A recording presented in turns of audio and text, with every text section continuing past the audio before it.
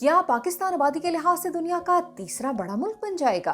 अक़वाम मुत्तहिदा की fertility report 2024 में बताया गया है कि पाकिस्तान अगले 30 सालों में आबादी के लिहाज से दुनिया का तीसरा बड़ा मुल्क बन जाएगा और सिर्फ चाइना और इंडिया ही इससे आगे होंगे।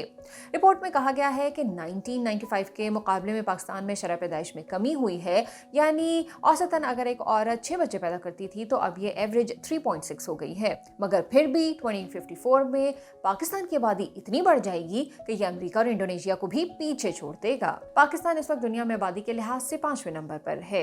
पाकिस्तान की आबादी 1947 में आज़ादी के वक्त तकरीबन 3 करोड़ से ज्यादा थी। 2023 की मरदमशुमारी में यह आबादी बढ़कर 24 करोड़ हो चुकी है। 2054 में यह आबादी मजीद बढ़कर 38 करोड़ से ज्यादा होने की तवक्को है। यूएन ने आबादी की रफ्तार में कमी के लिए चाइल्ड मैरिज और फैमिली प्लानिंग जैसे इक़दाम पर अमल दरामद की जरूरत पर जोर दिया है। रिपोर्ट में कहा गया है कि शरह पैदाइश में कमी से ही पाकिस्तान अपने रिसोर्सेज आबादी की बेहतर तालीम और सेहत पर इस्तेमाल कर सकता है।